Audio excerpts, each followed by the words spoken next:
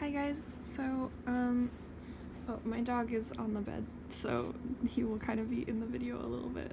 This is just kind of a, oh, there he goes. This is just kind of, I wanted to make a video about, how I have been, learning Korean language, since this channel kind of started with my K-pop related antics. I thought it would be a good video to make because maybe some of you folks who follow me are into that stuff, or I don't know. And it seems like something a lot of people want to do. So, I am, just to start off, I'm not very good at learning language. I've never been very good at it. I stopped taking foreign language after my first year in high school, and then I just never wanted to again. But when I got to college, here the College of Liberal Arts and Sciences has a foreign language requirement that I hadn't filled yet, so I had to pick a language to take, and I kind of didn't have interest in any other language, and I wanted to pick something that would be, a lot of fun for me. So I decided to take Korean in school, not learning it on my own. Hello. And so I just wanted to talk about my experience with that, and if just what I think about trying to learn it on your own, and stuff like that. Hey, can you lay down or something so I can do this? So I have just finished my first year, or my second semester of Korean, and I've been learning it in a classroom. I know a lot of people try to learn it on their own, right? Because maybe it's very often it's not offered at a school because high schools, or in general, at least high schools that are not on the West Coast, I would guess, probably don't offer any East Asian language, just because it's a little bit niche. My high school had Mandarin, but that seemed really tough, so I didn't take that. When I got to university, I go to a big enough university that Korean is a language that is offered. Hey, don't do that. Sorry, my dog is over here doing something. But so if you went to a small high school and then you go to a small university, maybe this isn't an opportunity you will have. But so I have been taking Korean in the classroom, and the materials we're using, we use this Clear Textbooks Integrated Korean. This is the textbook and this is the workbook, and then this is the second semester that I just completed. I like these a lot. They have a little dictionary of stuff that you learned in the back, so when you're in class trying to talk to your teacher or something and you forget a word, you can go look it up. And each chapter has a conversation and vocab and grammar points. So the conversation, you are supposed to listen to it first and then read it, and it will have your new vocabs and your new grammar points in it, and then you learn the grammars and vocabs after that, along with probably a few culture points. And there's so if you were not taking this in school, because you can get these materials just off Amazon or something if you want to learn it on your own. If you can only afford the textbook does have practice in it, but I would say not enough practice for you to really learn the language. I think these workbooks are really important. Mine are missing a lot of pages because I had to tear them out and turn them in. This first one starts you off with learning how to write Hangul and syllable blocks and stuff. So it's starting from the very beginning. And then it works you up to saying basic sentences. There's listening practice. and stuff like that. It's very, very helpful, and I like these a lot. As far as I know, the whole series is in this format. And they have examples in here. But like I said, I don't think this is enough to like really learn the language. I like these a lot. When you get to the second part of the series, it's there's like parts where you're writing like whole essays in here. I mean, it's like 15 sentences, but when it's a language that you're learning, that feels like a whole essay.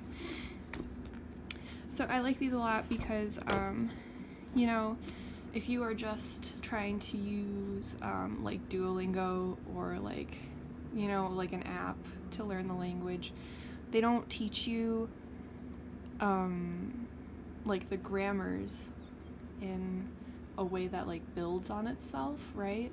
Like if you went and used like Duolingo, right, it just teaches you vocab and then it teaches you set phrases, I feel like. And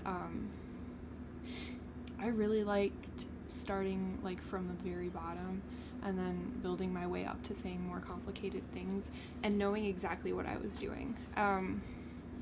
So maybe it's just for me that is like exclusive to the classroom experience, but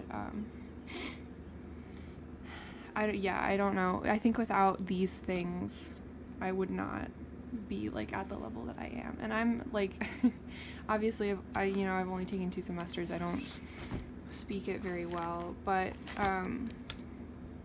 definitely if you have the opportunity and you want to learn, well, not just Korean, but any language, you should take it in a classroom setting, because it's not just, you know, knowing how to write and knowing how to read and knowing how to listen, but you need to know how to speak it too. And you only get like meaningful conversation practice when you're in a class with other people who are at the same speaking level as you.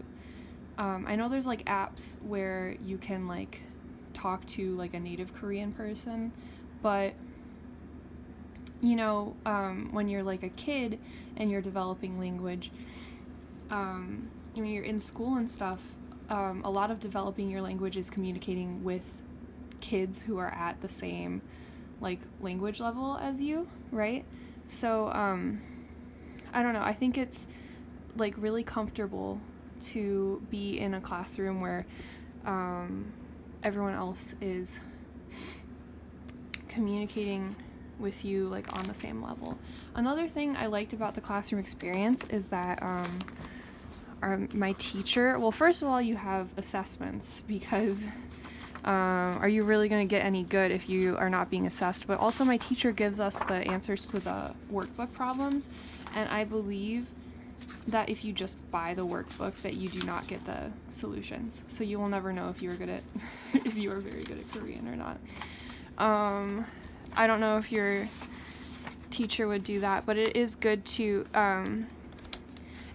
have someone who like speaks Korean like review your answers and whatever.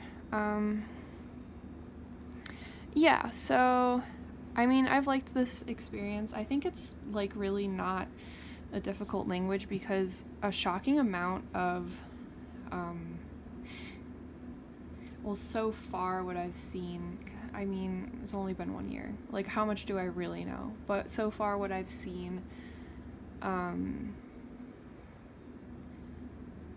feels like a pretty natural way of speaking. The grammar takes a little bit getting used to, because people can say things in any order that they want, right? And that's not how it works in English. But I don't think it's been that difficult. Probably mostly because I've been in a classroom setting, and I'm not one of those people who, like, even if I really like a subject, like, if I try to learn something about it on my own, I just can't. Like, I have to be in a classroom. So, I think my advice for you, if you want to learn Korean, is take it in a classroom setting if you can. You know, maybe like a local like a university near you might be having like summer courses, like intensive summer courses. I know here we have like 5-week intensive courses that cover both of these books, where you're in class for like 5 hours a day, and then, you know, stuff like that. So if you can, do this stuff in a classroom setting, and probably your classroom will use these books because I think they are the best textbooks for this stuff.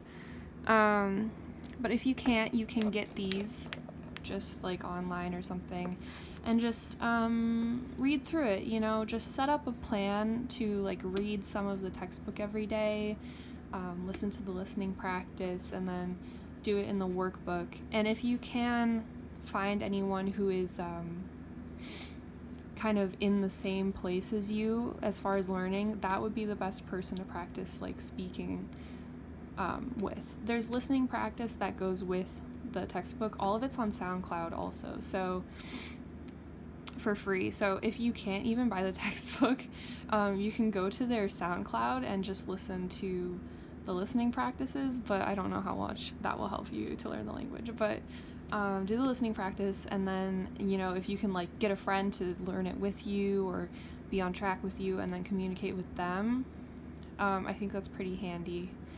And if you can't do either of those things, then I mean, good luck. I don't know what you would do otherwise.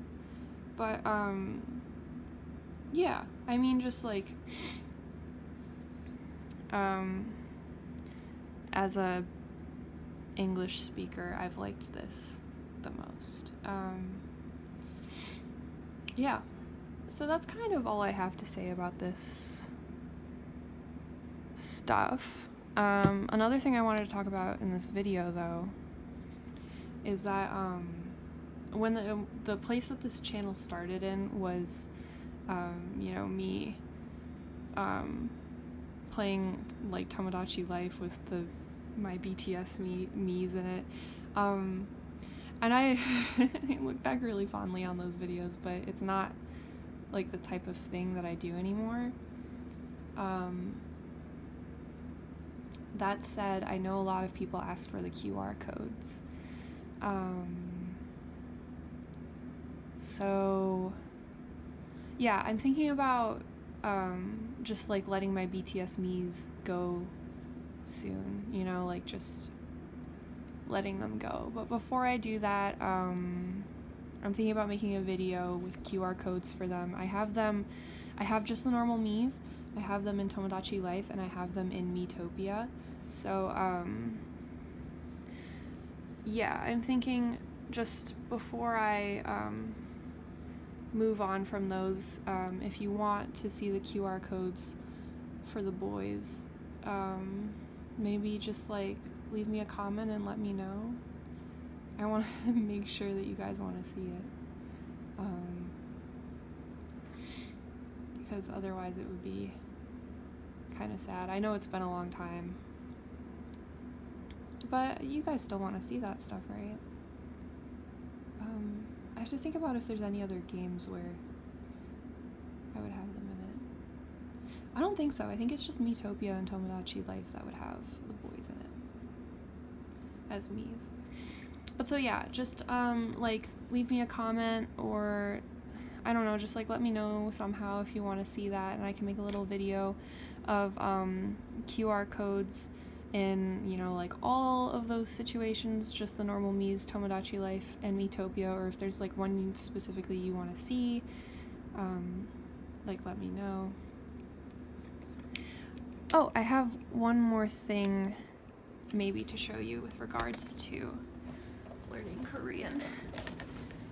So part of my like schooling thing, oh, I don't know how to put my tripod here, please give me a moment.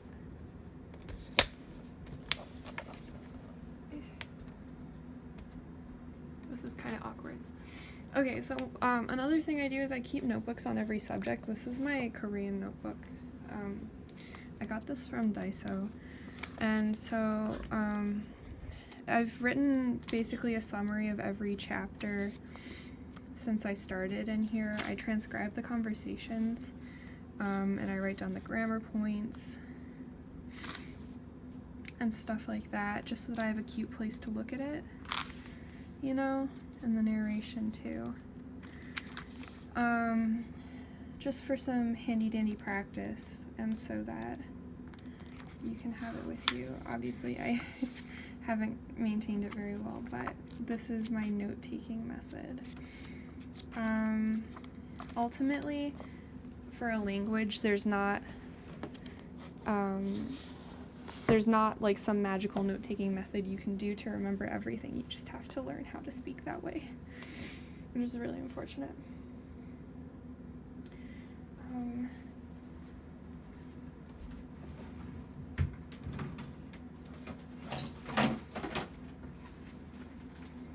I also just want to double check my games to see if there's...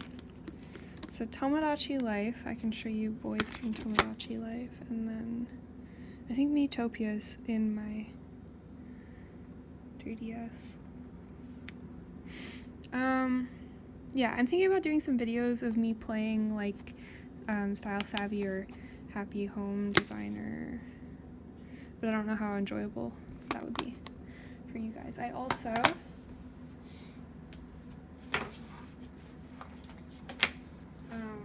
I recently got Hotel Dusk Room 215. I'm thinking about maybe even playing the whole thing and like showing it on my channel. I don't know if you guys are interested in that at all, but like maybe I will do that. Are you allowed to just like, because my videos are not monetized, so like am I allowed to just film myself playing this game and post it all here? Huh. Maybe I will do it anyways. Okay, I think that should be all for now. So let me know what you think. Yeah, bye.